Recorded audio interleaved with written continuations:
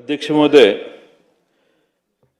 सन्माननीय मुख्यमंत्री महोदयांनी सांगितलं हे अतिशय योग्य आहे आणि मला खात्री आहे की त्या बाबतीत लवकर कारवाई होईल। अध्यक्ष महोदय, या लक्षवेधीमध्ये मुंबई नाशिकचाही उल्लेख आहे, मुंबई आग्रा महामार्गावरच्या ॲक्सिडेंटचा आहे आणि मुंबई पुणे द्रुतगती मार्गावरचा ॲक्सिडेंटचा आहे। अध्यक्ष महोदय, विकासाबरोबर नवे प्रश्न तयार होतात, तसा हा आता आपल्या समोर नवा प्रश्न तयार झालेला आहे।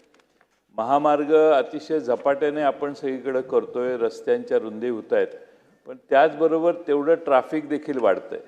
त्यामुळे माझी सरकारला माननीय मुख्यमंत्री महोदयांना विनंती आहे की एखादं हेलिकॉप्टर ठेवावं जे अचानकपणाने एकदा सगळे 38 तास पुणे मुंबई महामार्ग जॅम होता किंवा भिवंडीकडे जाणारा रस्ता तर कायम जॅम असतो।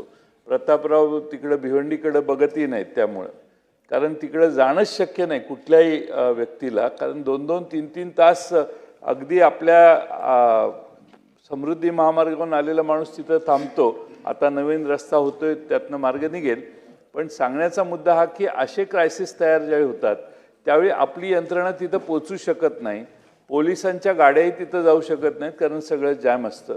म्हणून एखादा विशेष हेलिकॉप्टरची व्यवस्था जर करता आली आणि जी 24 तास या 4-5 मुंबई महानगरपालिकेच्या बाहेर जाणाऱ्या रस्त्यांवर कुठेही ट्रॅफिकचा क्रायसिस झाला तर त्या ठिकाणी आपली माणसं उतरली पाहिजेत, तिथलं ट्रॅफिक क्लिअरन्स केलं पाहिजे। आता ही तर एकदम वेगळीच केस आहे की अतिशय स्फोटक असे वायू त्यातून वाहिला जात होता। त्यामुळे अशा सगळ्या गोष्टींच्यावर आपलं सरकार तिथं म्हणजे पोलीस यंत्रणा तिथं पोचणं अत्यंत आवश्यक आहे। त्यामुळे अशी विशेष व्यवस्था माननीय मुख्यमंत्री महोदयांनी लक्ष घालून जर केली तर कुठल्याही नागरिकाला माहिती पाहिजे की आले, काही अडचण नाही, 15-20 मिनिटात काही ना काही कळेल।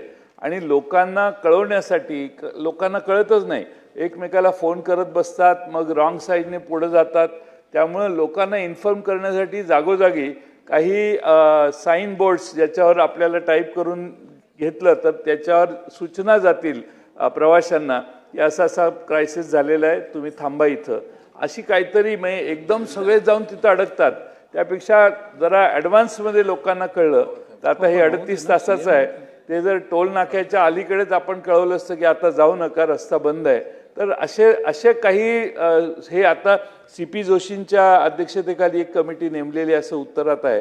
माझं म्हणणं, माननीय मुख्यमंत्री महोदयांनी पुढाकार घेऊन महाराष्ट्राचे जे या रस्त्यांवर काम करणारे प्रमुख अधिकारी आहेत त्यांना घेऊनच आपलं सोल्युशन आपणच काढायचं। सोल्युशन केंद्राकडून सोल्युशन येईपर्यंत ते कमिटीचं काम किती वर्ष चालेल माहीत नाही। त्यामुळे तात्काळ काही उपाययोजना योजण्यासाठी एक आपण समिती नेमावी आणि हेलिकॉप्टरची सूचना विचारात घ्यावी अशी माझी विनंती आहे। नाही, निश्चितपणे तसं हेलिकॉप्टर आपण वापरतोय, फक्त आपला प्रॉब्लेम काय की आपल्या देशामध्ये सूर्यास्तानंतर आपल्याला हेलिकॉप्टर वापरता येत नाही। हा आपल्या देशातला एक मेजर प्रॉब्लेम आहे की आपल्याकडे आपण नाईट फ्लाईंग अलाउ केलेलं नाही आणि म्हणून त्याचे कन्स्टेंट आहेत। पण अदरवाईज आपल्याकडे हेलिकॉप्टर उपलब्ध आहे, आपल्याला ते लगेच म्हणजे करता येतं, त्याची हे करता येते। दुसरं जे आपण सांगितलं ते महत्त्वाचं आहे की आता आपण मुंबई पुणे एक्सप्रेसवेवर इंटेलिजंट ट्रॅफिक मॅनेजमेंट सिस्टीम लावलेली आहे, ती कार्यरत देखील आहे। तेव्हा आता या ITMSचा उपयोग करून आपल्याला लोकांना इन्फॉर्मेशन फास्ट डिसिमिनेट कशी करता येईल आणि आपल्याला ट्रॅफिक सॅग्रिगेशन करणं शक्य आहे, ट्रॅफिक थांबवणं शक्य आहे, ट्रॅफिक डायव्हर्शन इथे देखील ते केलं। पण माझं स्वतःचं देखील हे मत आहे की उशिरा केलं आपण, ते जेवढ्या घाईने करणं आवश्यक होतं तेवढ्या घाईने केलं नाही आणि याला अल्टरनेट रूटही कंजेस्टेड आहे। म्हणजे समजा मुंबई पुण्याला आता काढला आपण अल्टरनेट रूट, पण तो इतका फिरून आहे आणि तो इतका कंजेस्टेड आहे की त्याच्यावरनं पूर्ण ट्रॅफिक याच्यावरचं जाऊ शकत नाही।